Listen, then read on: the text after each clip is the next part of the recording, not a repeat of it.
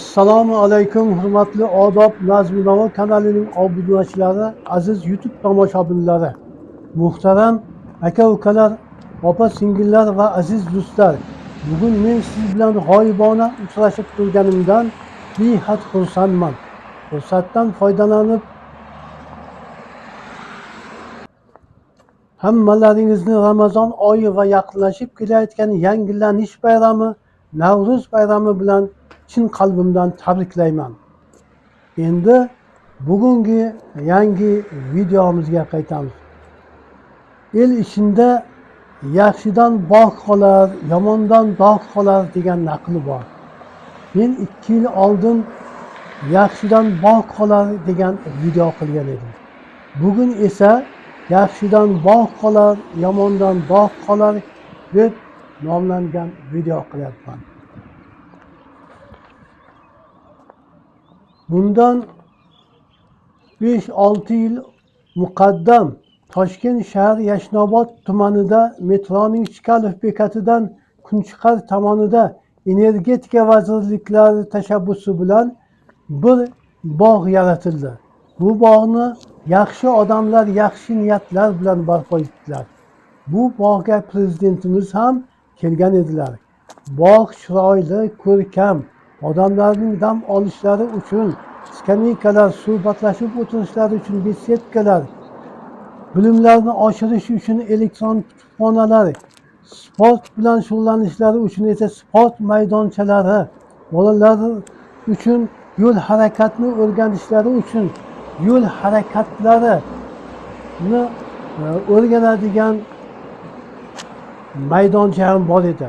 Bu Ichki ishlar vazirligi tashabbusi bilan svetofor, yo'l belgilari, chiziqlari bilan jihozlangan yo'l harakati maydonchasi barpo etilgan edi.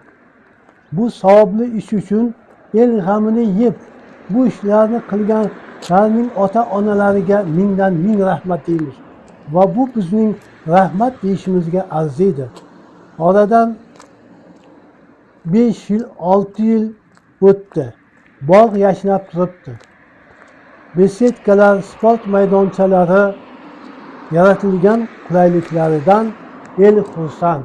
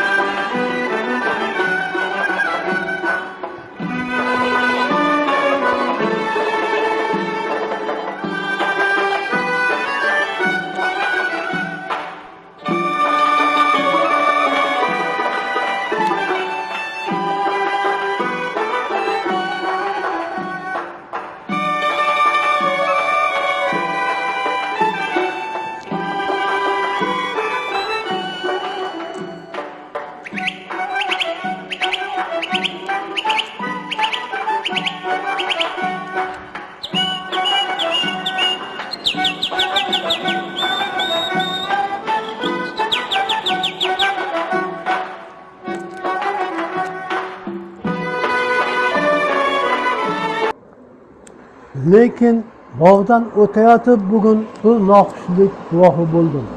Buni video qilib sizlarga ilishyapman. Mana yo'l harakati maydonchasi. Ne ko'z bilan ko'ringki, undagi svetofor, yo'l belgilari 27 ta jami tagidan turbasi bilan kesib olingan va yo'l harakati maydonchasi mashinalar stoyankasiga aylantirilgan. Kim o'z boshimchalik bilan bu ishlarni qilyapti? Buni barpo etish uchun qanchadan qancha mablag' va mehnat sarflanganki. Bu yerda qancha bolalar, yoshlar yo'l harakati qoidalarini o'rganishlari mumkin edi. Qanchadan qancha transport hodisalari, baxtsiz hodisalar oldi olinishi mumkin edi. Bunday odamlarni qanday odamlar deyish mumkin? Men ularni oddiygina qilib yomon odamlar deb atadim. Ular yomon ish qildilar. O'zlaridan yomon dog' qoldirdilar.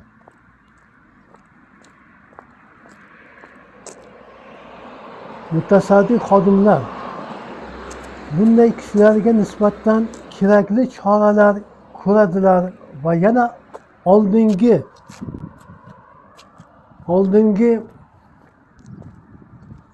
harakatlarni o'rganish uchun jihozlangan yo'l harakati maydonchasini asl holatiga qaytarib, el olqishiga sazovor bo'ladilar degan umiddamiz.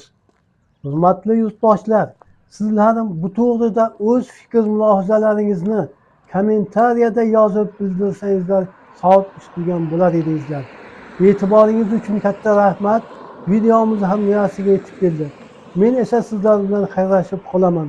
Keyingi videolarda uchrashguncha xayr.